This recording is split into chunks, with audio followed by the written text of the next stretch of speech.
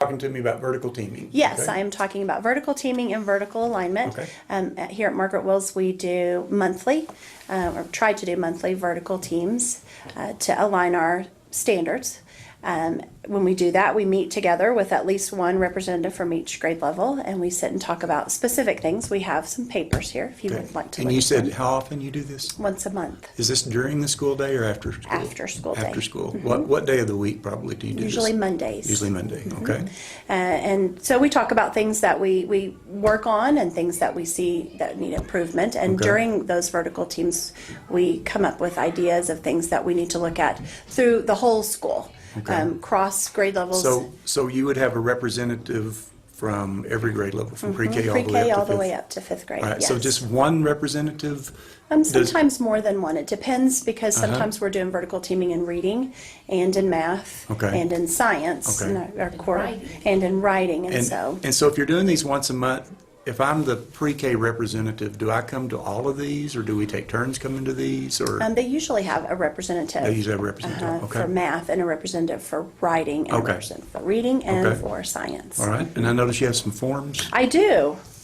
and this is what you use when you're doing this? This is what we use when we fill out. So one of the challenges of vertical teaming is that we only have a short time to be together, and we have so many subjects and so much to cover. So what is your priority when you're doing this? Well, it's definitely our standards. Okay. And aligning our standards. Okay. And so one thing that we've noticed and what we did in our last vertical teaming is we built onto a staff development day, really after school time, Okay. faculty meeting, because we learned and noticed that our alignment using manipulatives was a little weak. So, all right, so you are,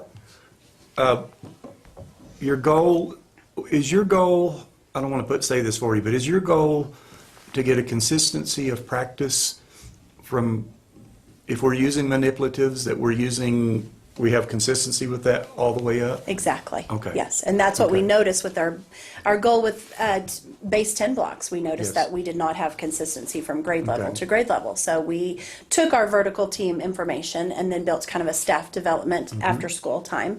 And we did a TEAC for each grade using base 10 blocks and Mm-hmm. how it builds to each. And we started in kindergarten, went all the way up to fifth grade and taught Okay. like a mini lesson using base 10 blocks. Okay, so how would you, if it came up that I'm a third grade teacher, and if I'm a little bit stubborn about how I'm doing things, and I don't want to do the base 10 blocks the way that the school is telling me, how would y'all handle that? Well, that's what we did this for because I think a lot of times that they're stubborn because they don't really know how to use them themselves. Right. So we made it a very non-threatening, work together, work with your peers and teacher-led, and you could ask questions and participated, and we really focused on getting everybody involved.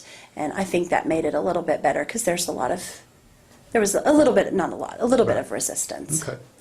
Will you talk about the TEAC that you did at each grade level, just briefly? Let's you see. know? Do I remember? I believe we started with just in the kindergarten TEAC was just identifying numbers to us. I can't remember the exact TEAC, and then they would build the number using base 10 blocks. And then in first grade we moved into adding and talking about how you build on to identifying the number and then adding to using the base 10 blocks. Second grade we moved into subtracting with the base 10 blocks. Third grade we moved into multiplication of whole numbers. And then fourth grade we moved into division of whole numbers. So we were using the same base 10, the same Exactly. color of it, the same texture, the Exactly. same 3D, was it a 3D? Yeah, base 10 blocks. Yeah, everybody Okay, had and we were doing, so when we were doing subtraction, multiplication, division, we were doing regrouping also? that. Yes, Okay. exactly. And Okay. talk about how regrouping, because that's when we had a lot of the ahas from teachers about, oh, that's why Okay. that you actually. So we actually used the base 10 blocks, and then we wrote using dry erase markers on the Okay. tables in the library so that they could put the algorithm with the base 10 block. Because we definitely want to teach using base 10 before we get into that algorithm. Yes. And then fifth grade TEAC was using base 10 blocks to build decimals. So it changes just a little bit, but adding and subtracting decimals using that. Okay.